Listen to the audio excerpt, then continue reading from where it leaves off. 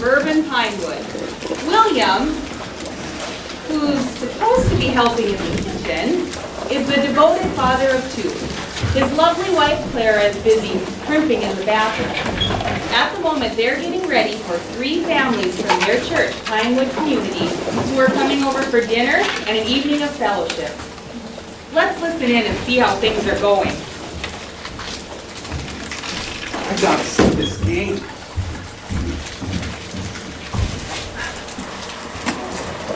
All right, well, we're here in the bottom of the 9th, and the Padres are down 2-1. And up to bat now, Tony Gwynn. He doesn't have a hit all day. And here's the first pitch, strike 1. Caught the outside corner on that one. A single. And now the second pitch, ball high. 1 ball, 1 strike. William! And here comes the next pitch. And it's a base hit into left field. Tony Gwynn has reached. He's on board. And that brings up Schmudkins with a chance to win the game here for the Padres. Come here. That is the 3rd time this week. Zap, that does it. Great. Now someone else will break their neck on it. The rolls are burning. Ow! How many times do I have to tell you to pay attention in this kitchen? Sorry, dear. Did you add sour cream to the casserole? Yes, dear. Did you make the salad? Yes, dear. Is the table set? Yes, dear. If you hadn't been watching your stupid ball game, we wouldn't be in this mess. Sorry, dear. You should be. Just a minute, please.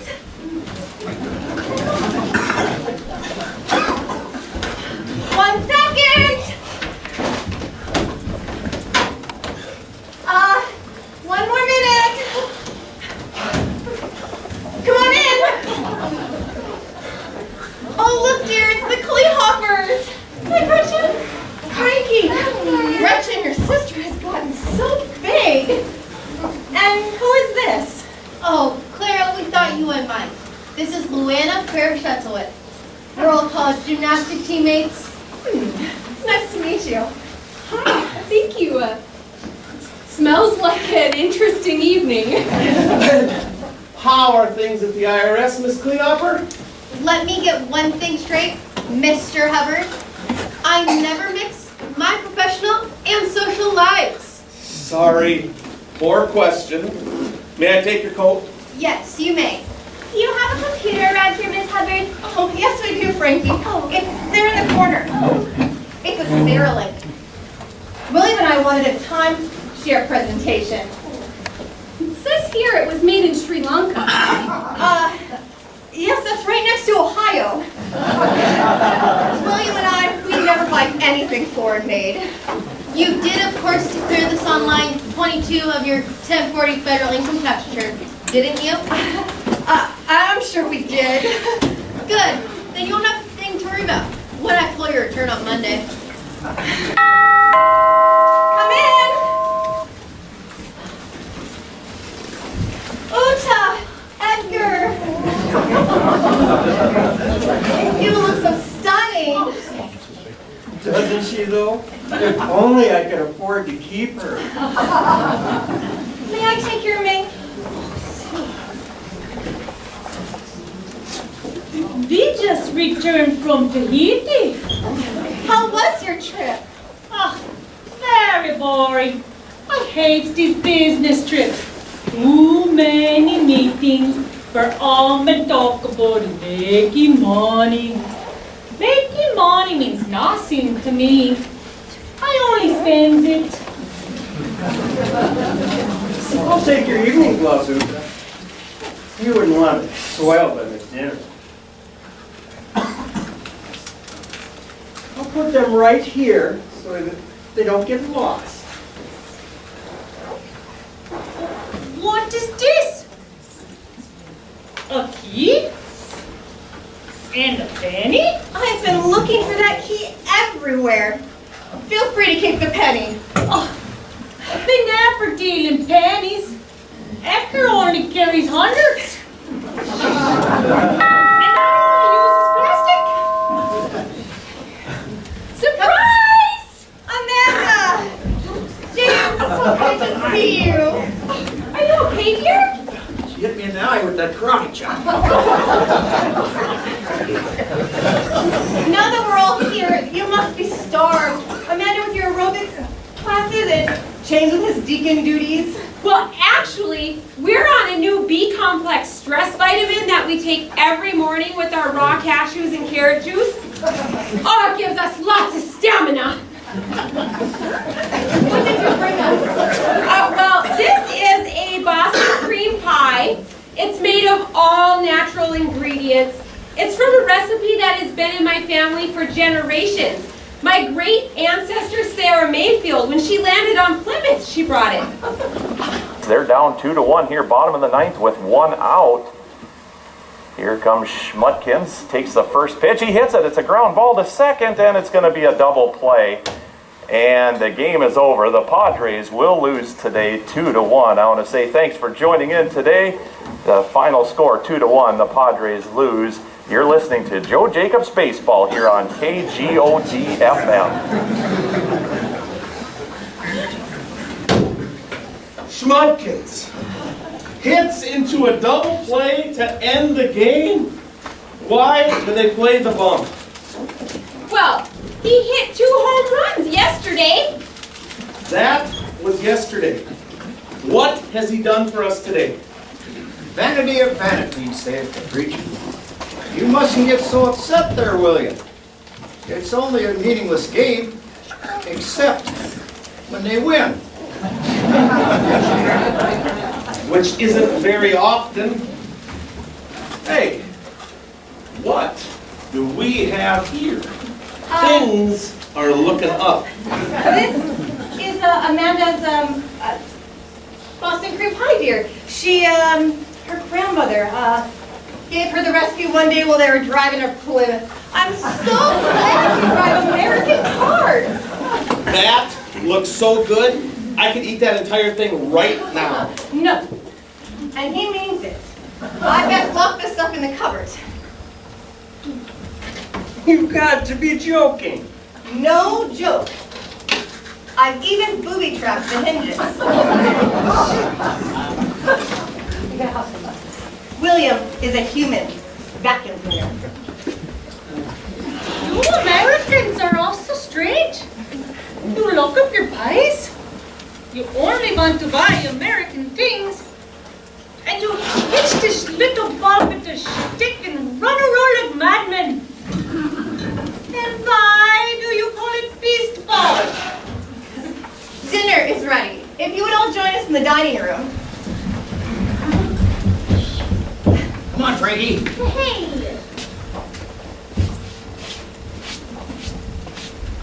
Thank you. Thank you.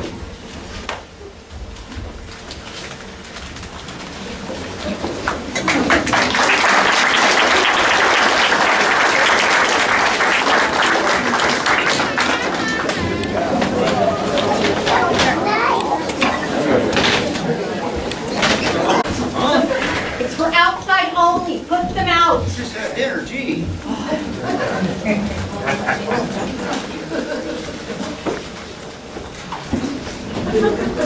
Sorry, Sarah.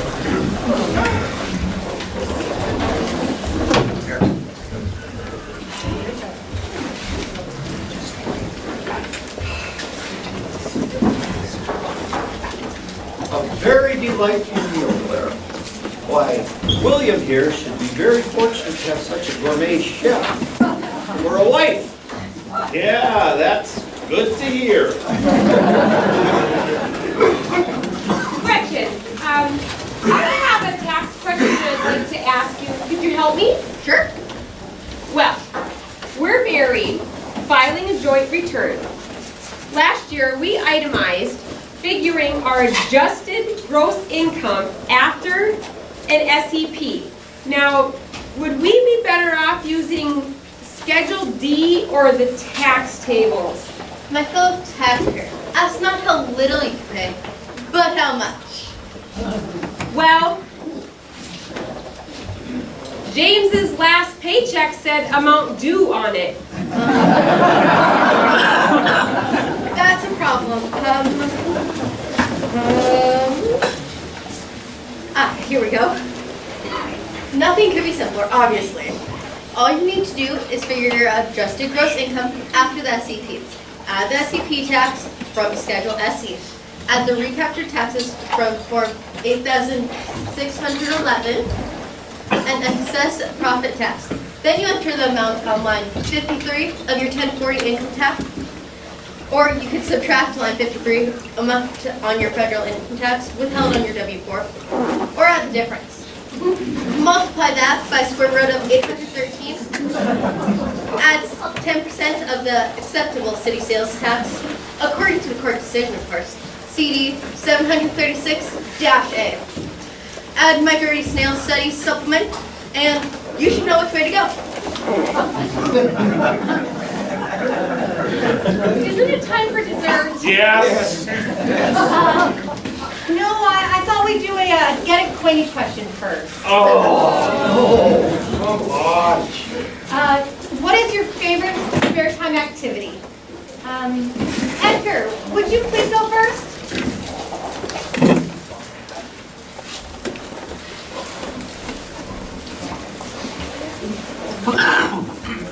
Well, I get into my Learjet, climb to 22,000 feet, close my eyes, and do lazy eights to Beethoven's Pastoral Symphony.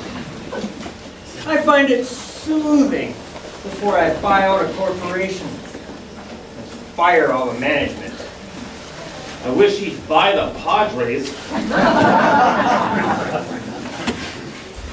And I love to shop in Monaco, ski the Alps, and attend the ballet, all in the same day. Well, when I'm not working out, I like to strengthen my mind by reading good classic American literature. You know, like Ladies' Home Journal, Richard Simmons workout manuals. Did you guys know that 64% of the American population is obese? Oh dear. I never waste my time on frivolous trivia.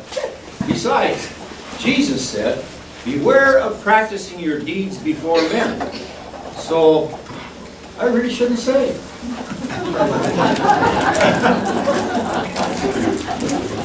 I take classes at the local junior college. Last semester, I took karate 3. Now I'm taking U.S. History 101.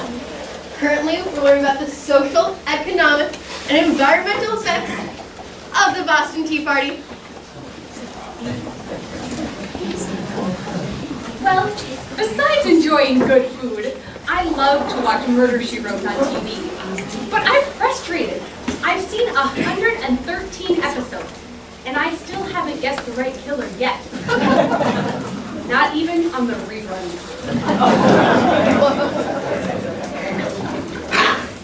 What about you, Frankie? Oh, well, I like to figure out probabilities. For instance, what do you think the chances are of a solar systematical collision between the second moon of Mars and Halley's Comet? Who cares? Alright. That's odd. Something's already programmed in, and it must be blocking access. Well, put it on the screen. Alright. The 3 little kittens lost their mittens when were deprived of pie. Oh, mother dear, see here, our mittens we have lost. Lost your mittens, you naughty kittens, then you shall have no pie. No pie, no pie, no, you shall have no pie. Of all the silly, inane nonsense. Speaking of mittens, Edgar, would you please bring my evening gloves from your jacket? I begin feeling chilly. course, my darling.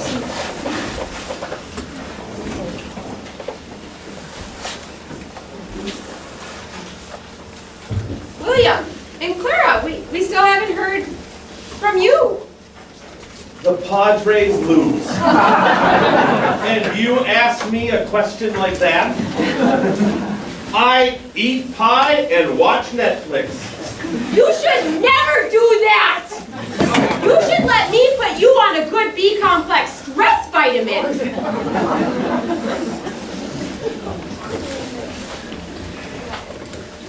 I like to read Agatha Christie murder mysteries. How do you have time for that with all your housework, cooking, and children? Well, simply. I take my book and I take it to the appropriate room and I lock the door. Right now, I'm in the middle of 10 little Indians. A fascinating story. Want to know how it turns out? I've already peeked ahead. Una, my dear, your evening gloves appear to be missing. Oh, you have such trouble to find things, Neva. I forget them. Isn't it time for dessert? Yes. I'm thinking maybe we should do the dishes first. Oh, no dishes, please. I'm going out to the backyard. I feel nauseous. Must be jet lag. And I'm gonna go retrieve a document from my car. It's just like the meant to disappear. When there's dishes to be done. Where's your bathroom, Miss Hubbard? It's down the hall, second door on the left. Thank you. Don't worry, Clara. We'll help you. No worries, Amanda. In this house, we practice the wash and watch method. As in, he washes, we watch.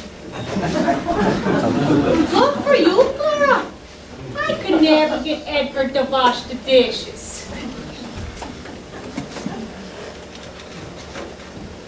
You mean you do them yourself? Oh, of course not. He just throw them away. But it's no problem. You can buy new china nearly anywhere in the world. You know, Edgar was right. My evening gloves are missing. Well, they've got to be there somewhere. What is this? I'm sure it's some storm damage or the breaker box maybe. I'll have William check it. William? William? Great. I guess I'll just do it myself. You keep the torch around here. Flashlight, Duda. And it's baseball, not beast ball. Well, I've got some matches in my purse. If only I could find it in the dark. Oh, here it is. Oh, I wonder what caused that. Hey, guys. What's this? It's another nursery rhyme. Read it. Old Mother Hubbard went to her cupboard to fetch her poor dog a bone. But when she got there, the cupboard was bare, and so her poor dog had none. Something strange is going on here. Wait a minute. The three little kittens lost their mittens. Uda's evening gloves are missing. Yes. Old Mother Hubbard. Clara Hubbard. When she got there, the cupboard was bare. Where's Clara? Clara! Clara! The main power switch was off. Someone must have thrown it. Quick, Clara, check the cupboard. Okay.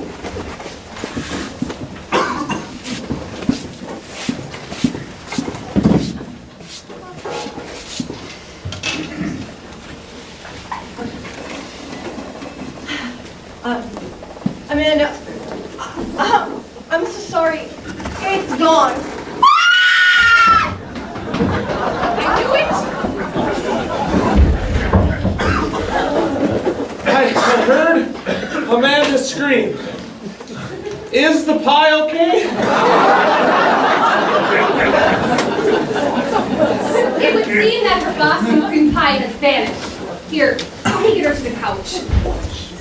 First, the Padres lose, and now the pie is gone?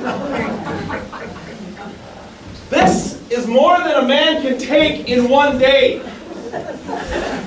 We all hurt, William. Well, not me.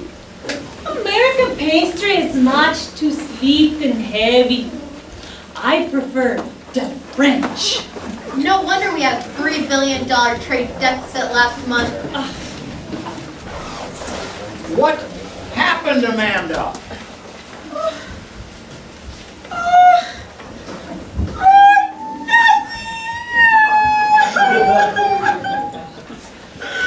Oh, just 6 hours of my precious time. Mixing and baking my Boston cream pie. All to matriarch Sarah's exacting specifications. Down the drain! You mean it's gone? Quite so. Is this some sort of cruel joke? No joke, Edgar. I'm afraid it's all very real. There is a pie thief amongst us. I suspect no one. I suspect everyone. Hey, look, down there on the floor. Hi, Gross Chris. mess. And they're headed this way, towards the bathroom. And the trail stops here, right by the tongue.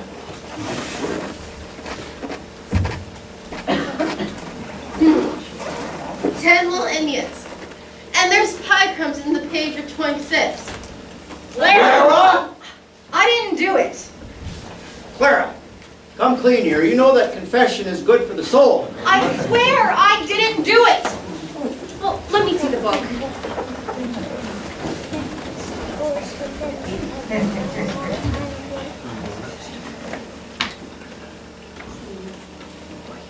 Can I see that magazine? I'm not done reading it yet.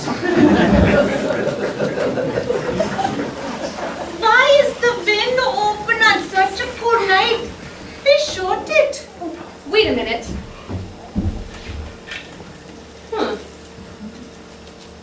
I swear, I wasn't in the bathroom.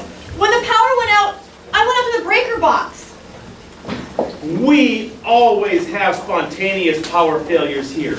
It is always the power company and never the breaker box. Guys, Clara knows this. William, you're awful. I'm innocent. Of course you are, my dear. Haven't we all forgotten something?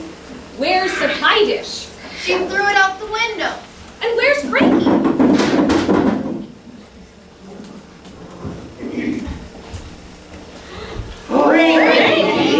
What? Why did you steal the pie? I didn't steal any pie. Well, what are you doing with my pie plate in your hands and pie splattered all over you? Well, I can explain. I found it in the backyard. Here.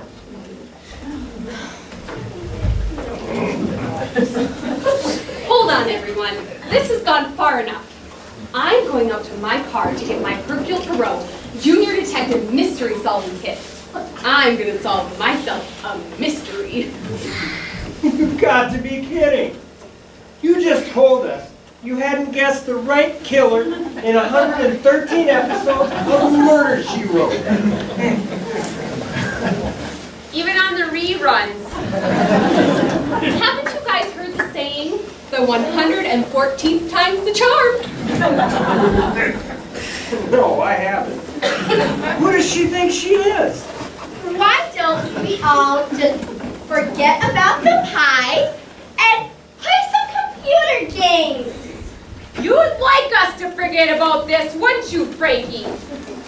Well, what about you, Nana? I seen you do your movies. You are fast.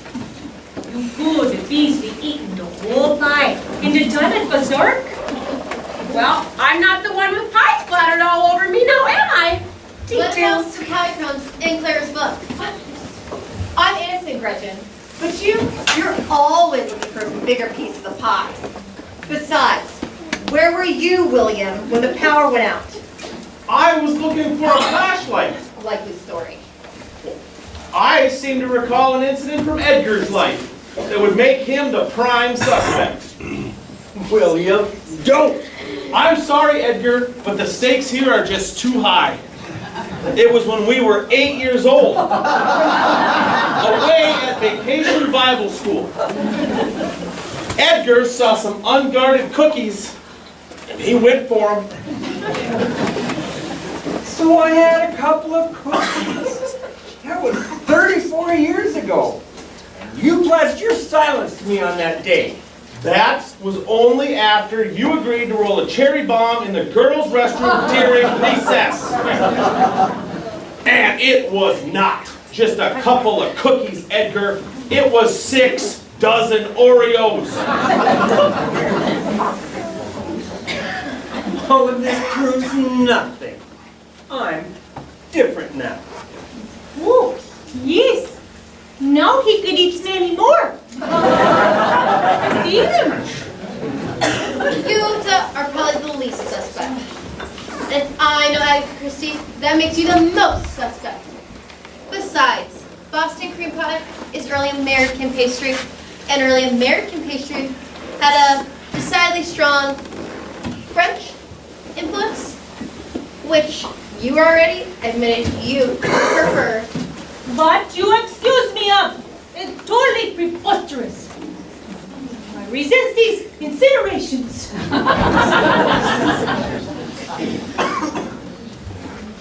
But about James, he has that lean, hungry look.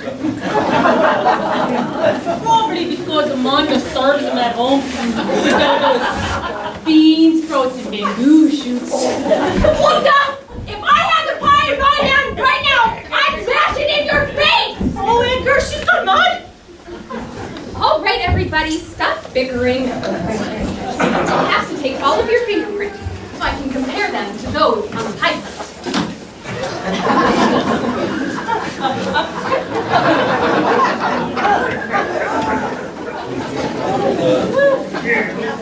This is a wanton invasion of my constitutional right to privacy. I shall refuse. What's the matter, Weatherby? You got something to hide? Of course not. Fine. This will serve to fully exonerate me. Okay, so you place your thumb and your 4 fingers on the ink pad here, and then make a rolling impression on the fingerprint sheet.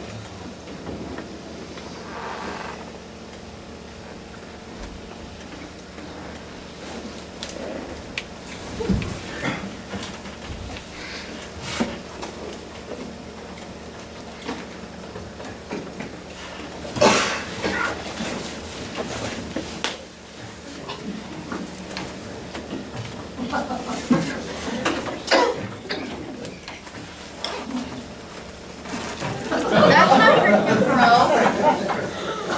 Even worse! Smoking is terrible for your health! It's just a prop to help me think.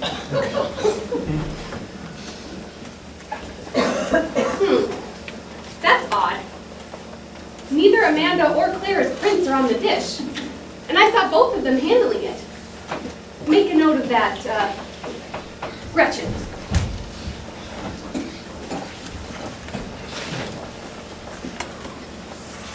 Frankie's prints are on the dish. Well, we all know that Frankie did it. We caught her red-handed. Or at least pie-faced.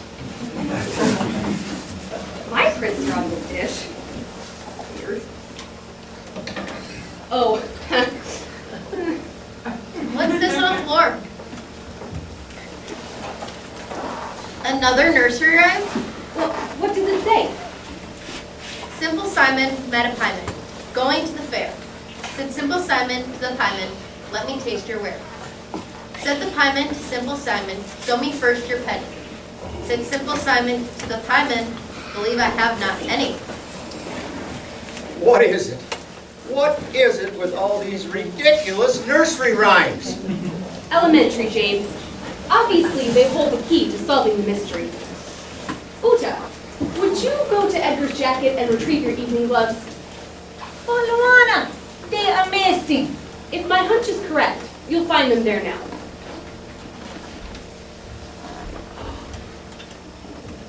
You are right. And they are soft as pie. Uta! I not do it. Nonsense. We all know that Frankie did it. Well, I think that it was Gretchen. And what motive did I possibly have? Sooner or later, I get most of the pie anyway. I think the deacon did it. No. See, William's still the prime suspect in my book. No, Clara. The crumbs were found in your book. But Amanda is the only one who could possibly eat the whole pie so fast. Whoa, no. Weatherby took down those Oreos in less than 5 minutes. Enough of this silly game. This is no game, Edgar. Pie theft is a very serious matter, especially since I didn't get any. But there need be no more debate. I know who the culprit is. Who? Not so fast. There's something I must attend to first. And make the guilty party squirm. You know you took the pie.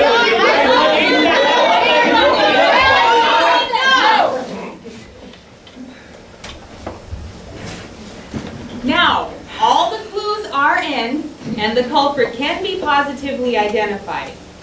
You sharp ones caught it. Let's see, by show of hands. How many of you think it was our lovely but slightly bossy housewife, Clara?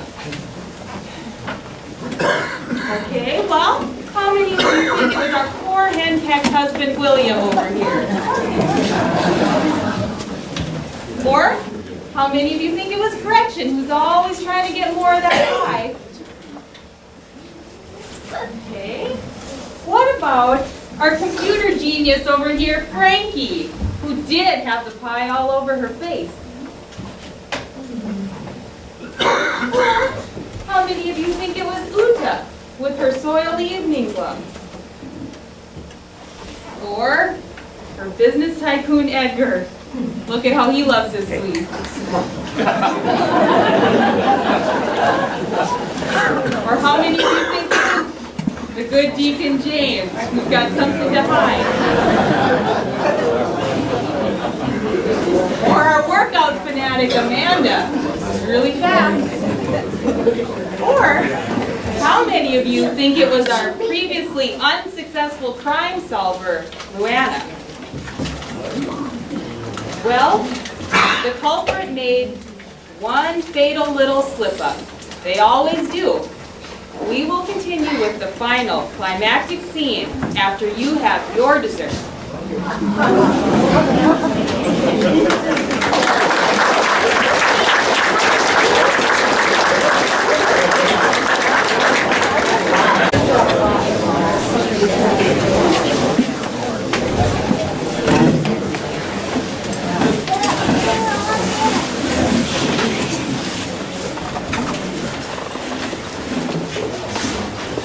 Immediately before the power failure, the pie lay safely in the cupboard near the sink. We 5 women and William were near the kitchen. Edgar was in the backyard, James in the front drive, and Frankie in the bathroom. During the blackout, someone removed the pie from the cupboard, and then it vanished. When the lights came back on, we discovered the nursery rhyme and the trail of pie crumbs leading to the bathroom. Clara! No. I went over the breaker box. Besides, Frankie was in the bathroom. You're correct on the first statement, but misinformed on the last. See, Frankie had exited the bathroom at this point, but more on her later. The pie crumbs were a futile attempt to frame Clara in order to divert attention from the real intended culprit, William Hubbard. I don't know what you're talking about. I think you do. You see, Clara stated that she was halfway through 10 Little Indians, and indeed, the book was so loved precisely halfway through by the folding of a page on the upper right-hand corner of the book. But the pie crumbs were found on page 26, which was marked with a lower right-hand corner fold, just the way I found in your magazine. William! Clara had the pie locked in the cupboard, and she had the key. The only key? Clara's key fell to the floor the first time she tried to put it in her pocket because there was a hole in it, probably cut by William in order to obtain the key to make a duplicate. Empty your pockets, William. Or do I have to get out my metal detector?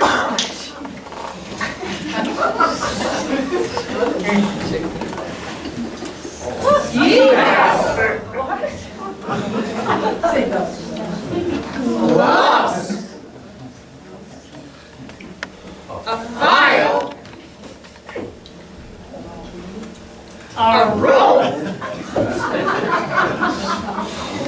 the key. Mine. Oh, right! I framed Clara, but I didn't take the pie. Only because someone beat you to the punch. Who? And now for Frankie. Dear feckless Frankie couldn't find her way out of the bathroom in the dark. So she did what any teenager would do in a similar circumstance. She jumped through the bathroom window. Unfortunately, she landed on an upright skateboard that someone carelessly left under the window. Frankie went flying, fell heavily amongst the bushes, and was knocked senseless.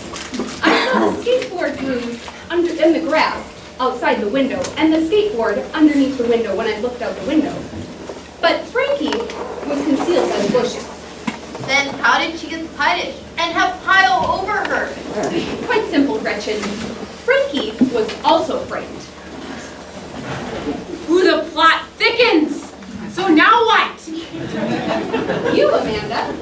Amanda! Me? Yes, you.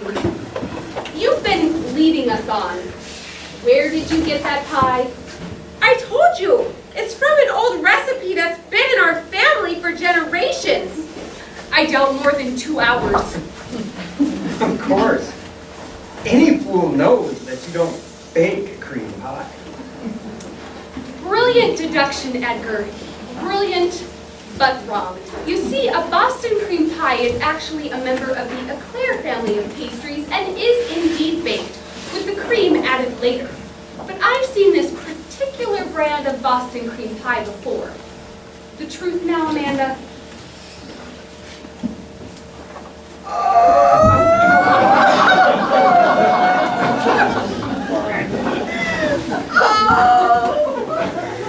Okay, I bought it last week off the day-old rack.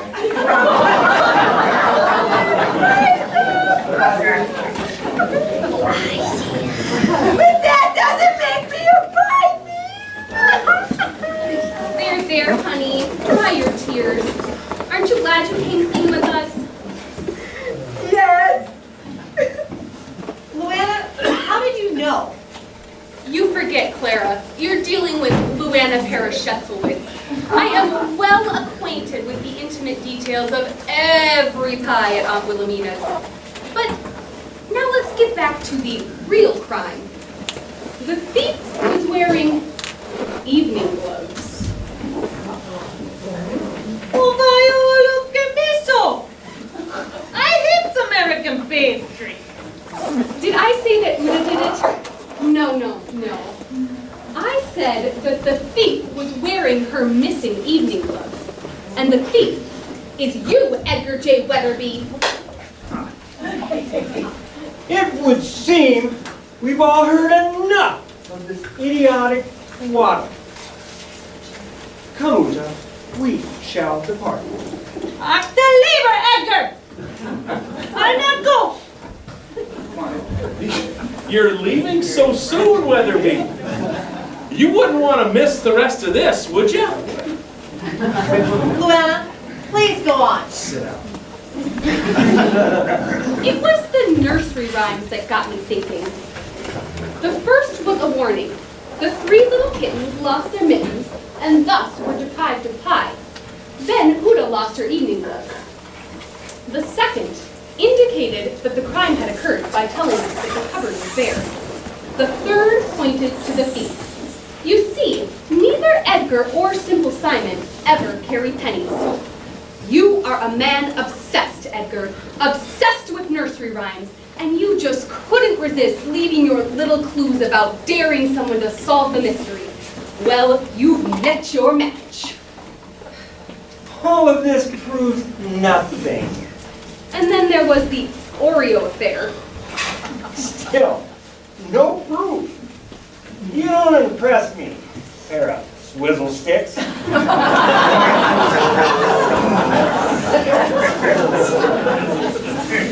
You retreated to the backyard feigning nausea, but instead shut off the main power and went for the open kitchen window. Yes, open, for either William or Clara had burned some rolls shortly before we arrived. I smelled it when I came in. You intended to come through the kitchen window, jimmy open the cupboard, and make off with the pie. Obviously, you forgot that Clara booby-trapped the hinges. But William made your job easy. He opened the cupboard with his duplicate key, set the pie by the window, and grabbed a handful of crumbs from his frame-up of Clara. He intended to come back for the pie, but you grabbed it first.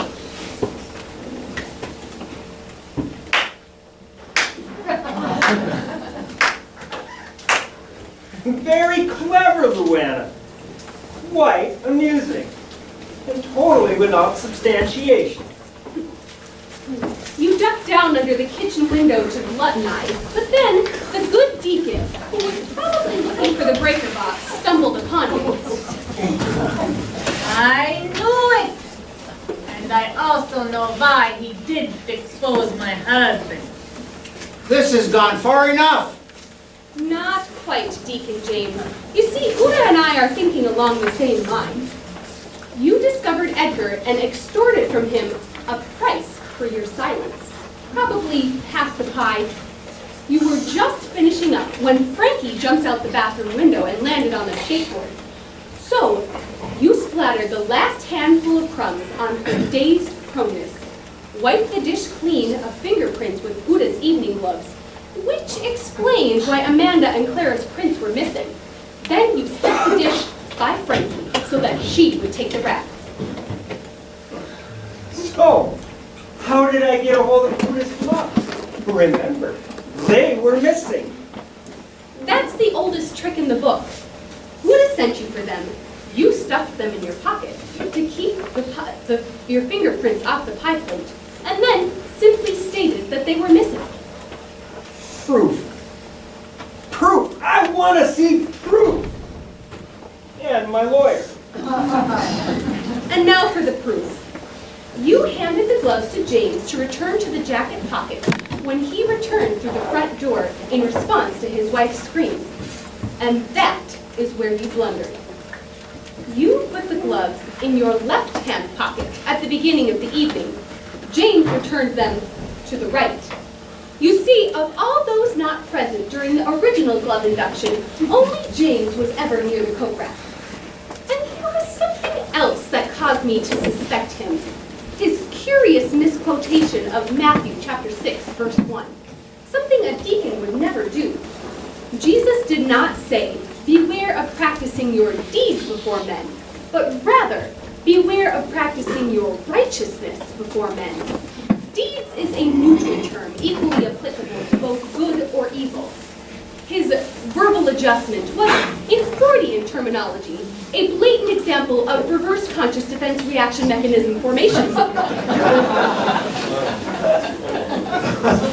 You blithering idiot! I told you to put him in the right pocket. I did put him in the right pocket. Well, the right pocket was the left pocket. How can right be left and left be right? No, the left isn't the right, unless the right is the left. No. See, right is wrong and left is right. I can clear this up. The right pocket is the wrong pocket unless the left pocket is the right pocket.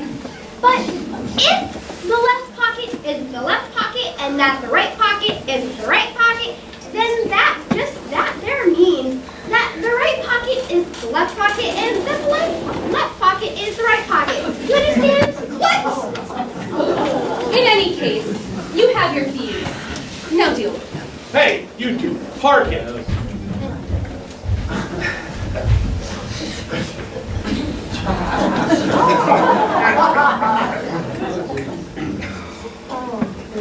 But Luana, what will become of us? I hope you get 6 months in Pinewood's punitive pilot, Pious Pilus Piety.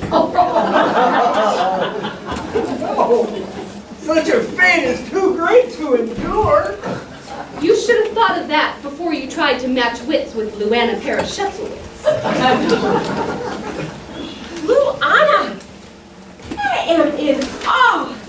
How did you do it? It is simply that you all only see. I observe. Come, dearest Gretchen and Frankie, let us take leave of our friends and these clumsy collaborators. If we hurry, we can still split a Boston cream pie at Aunt Wilhelmina's before she closes. I want a pie! No. So do I! No! Mess up. Oh.